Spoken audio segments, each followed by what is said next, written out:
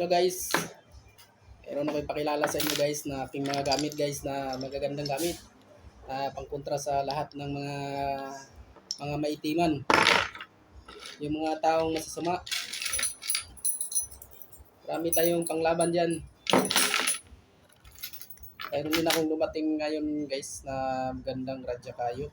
Napakaganda guys. Oh, pulang-pula. Legit na radya kayo guys. Sa lahat ng kahoy guys, itong pinakamalakas. Si Radya Kayo. Oh, pag-usang ilaw guys. Yan na. Legit guys. Sa January, may parating ako nito guys. Marami. Kaya, PM kayo, ka-PM na lang kayo sa akin. Subscribe nyo po yung YouTube channel ko guys. Para ganado tayo sa kwentuhan. Oh, tagusan talagang ilaw nito guys. Napakatindi nitong Radya Kayo na pinadala sa akin. Kulang-kulaw. Parang kristal siya guys. Kala mo salamin eh.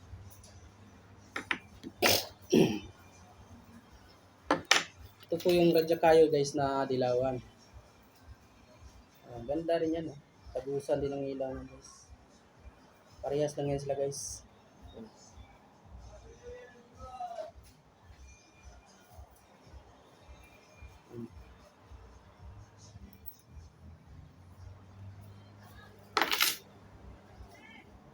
Ayan guys. Parang araw siya guys. Legit yan yung Radya Kayo ko guys. Ang Radya Kayo kasi guys, ang ano nito, ang lakas nito kasi, yung natural na yung lakas nito guys. Yung Radya Kayo. Kumbaga, ang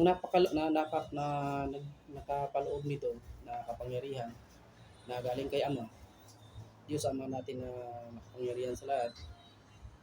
Natural na yung kapangyarihan niya. Kahit po na hindi siya kukonsagrahan, mayroon na siyang karga, mayroon na siyang power na nakalagay dito sa loob na ito. Kumbaga ito po, yung Radya Kayo, Kingwood. Sa Kingwood, Bloodwood, and Dragonwood. Ito po yung yung mga pangalan nitong kahoy na hawak. Ito po yung Radya Kayo guys. Ito po yung pagkahawak ninyo ito sa sarili nyo kung kayo po yung nagtatangan nito. Ito po ay iwas disgrasya. Una, kahit saan po kayo pupuntahan, kahit saan kayo pupunta o saan man kayo magpunta, ito po ay gabayan kayo. Saka guys, ito po ay nagbibigay po ito ng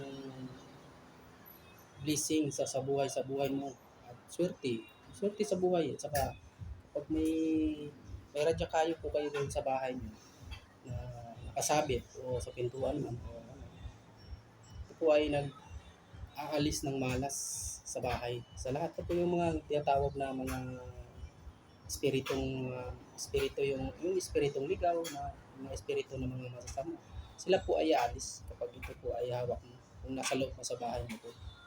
Lalo na po guys kung may tindahan po kayo o may kakayanan kayo sa buhay, may kaya kayo o may mayaman na kayo. Pag hawak niyo po ito, lalo po kayong yayaman. Kasi ito po ay nagbibigay po ito ng swerte. Ito pong kahoy na ito si Radya Kayo. Tapos guys, iiwas po kayo dito sa lahat ng disgrasya. Tapos sa kulam, hindi makatalab ang kulam. Barang, kulam, sumpa, hindi makatalab sa iyo pagkawak mo ito. Babalik po sa taong gumagawa ng sumpa sa iyo kapag sinumpa kanya o kulamin ka man niya. Babalik po sa kanya lahat. Kung ano po yung mga nakatira sa bahay ninyo guys, kasi minsan naisip natin kahit na anong sikap natin, hindi tayo umaangat kasi yung bahay natin may nakatira na mga elemento na itim. Yun po ang nakakabagal sa buhay natin. Pero pag ito po ay nasa loob ng bahay nyo o nasa katawan nyo palagi, ito po ay makaalis ng malas sa bahay mo. O lalayas sila lahat. Kumbaga wawalisin niya. Ang ipapalit niya, blessings. Kumbaga, pag hawak niyo po ito, punong-puno kayo, punong-puno sa blessings yung bahay niyo. Pag hawak niyo. Itong Radya Kayo, guys. Radya Kayo po ito ang tawagin. Kingwood. Kaya siya tinatawag na bloodwood kasi ang balat po nito gamot din po na kahit anong klaseng sakit. Kaya po ito maraming pangalan na si Raha Kayo, pwedeng Raha Kayo, pwedeng Radya Kayo, pwedeng ano, kasi ito po yung kahoy na pinakaharing kahoy. Dragonwood po ito yung tawagin sa ibang bansa. Ito, taglusan ng ilaw nito guys. Legit na legit po yan. Tumatagos ang ilaw. Ganun po ang kapangyarihan ni Radya Kayo. Kapangyarihan spiritual to guys. Napakalakas ng spirit na nakalog nito. Nakaigaling kaya ano. Walang pwedeng katalo sa inyo guys. Kahit ano pang klaseng kulay paghawak nito guys. Napakalakas na kapangyarihan na inilagay ni Ama dito. Pulahan po ito guys. Ito yung dilawan na Radya Kayo. Natagos din po yung ilaw. Lagpasan ng ilaw. Kaya pagka tinatawag na lagpasan, pag lagpasan ng ilaw guys, yung lahat ng mga bawa kung nagmamaniyo ka, lumalagpas lang yung yung mga disgrasya. Saka guys, kung mayroon man na halimbawa, kung mayroon man nagbabanta din sa inyong buhay, ito po ay nakatulong guys. Kasi po ito guys, kapag ka halimbawa na babarilin ka po, ito po ay mayroon ding kapangyarihan na pangpalihis ng bala. Tapos nabalik po ang bala sa kalaban. Ito. Pero yung mga ganitong bagay guys, na mga banal na kahoy, hindi po pwedeng na yung iabuso po natin kung sakali na mapunta man sa atin po, sa mga kamay ninyo, kung mapunta man sa mga kamay ninyo po. Iingatan nyo po at saka lagi nyo pong dadasalan. Saka ito po guys, para sa lahat po ito. Bata o matanda, pwede pong magkakaroon nito. Bata man o matanda kasi pag bata kasi lapitin ng mga limit ng mga bata, elemento ito. Pwede po ang bata dito guys. Saka iwas sakit dito guys. Saka ito. Tagusan ng ilaw yan guys. So, legit po yan, legit. Radya Kayo guys. Legit na legit. Tagusan ng ilaw.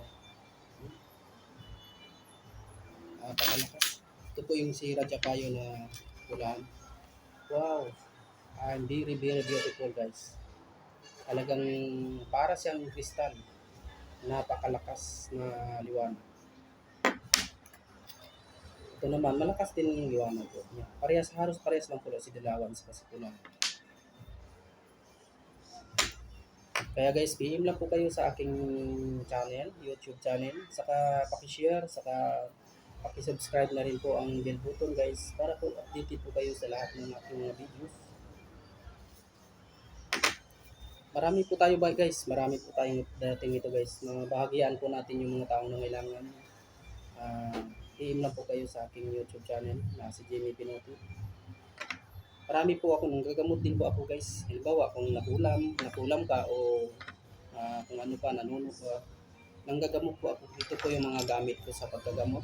Nandito po ako, mayroon po akong City Virtudes na ligno. Mayroon din po akong itong panglaban dito sa mampukulam. Ito po ay maliit. Tinatawag nito ay sinupuang kahoy. Ito, sinupuang kahoy. Ito naman ay Holy Trinity na dignum na may bato sa tatlong bato sa gitna. Ito po ay mabisang panglaban sa mga lahat ng mga itiman. Lahat ng mga itiman ay ating ibabalik yan sa impyerno guys kung sakaling magsagupa tayo, magsagupaan kaming dalawa guys. Ay ibabatik yan sa kung saan siya nanggagaling. Kaya meron akong ano guys, medalyon na Sator Coronados ito. Tignan to guys. Ito po yung mga gamit ko sa panlaban sa mga itiman. Medalyon ko na Sator Coronados. Ito po ay talagang malakas na labanan to guys. Pagka bawa na ano, o kung meron kayong pasyente dyan o ano, kilala nyo, PM lang kayo sa akin. Dito lang po ang lokasyon ko, Valenzuela City.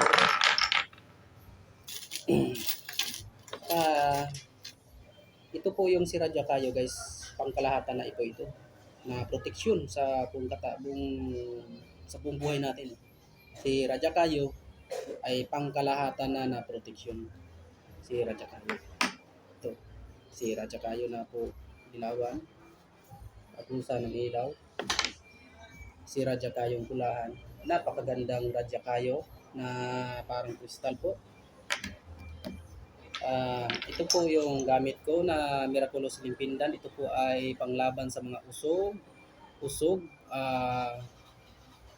kulam, lahat din po ito, kulam, pag kinulam ka, ilubog mo lang ito sa tubig 3 beses, inumin mo, ay matanggal na yung kulam lahat sa katawan mo.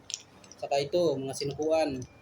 Laban din po yan sa mga kung magkukulam yung lahat ng mga gumagamit ng itiman. Lahat yan, kalaban nila yan. Takot sila dyan mga guys. Takot sila dyan lahat. Itong Bertodis ko, takot din lahat ng mga kasamaan, mga masasama dyan guys. Kapag ito ay mapunta sa inyo guys, ito ay malaking tulong sa buhay nyo guys. Malaking tulong ito, sinukuan din kahoy ito guys. Sinukuan. Tanggal sumpa guys. Sumpa sa buhay mo. Kung sino man tao nga mag-ano sa'yo, magkulam sa'yo. Ito panangga natin guys. Sige guys, PM na lang kayo sa aking YouTube channel guys at sa Jimmy Pinote. Paki-share ko ninyo at subscribe niyo yung aking channel na maliit para po updated kayo sa lahat ng aking videos. Salamat sa inyo guys. Suportahan po niyo yung aking channel. At Happy New Year sa inyong lahat guys. At ingat po tayo sa dating na taon na ito. At pagpalain po kayo ng Diyos Amang makapangyarihan sa lahat. Amen. Sige guys.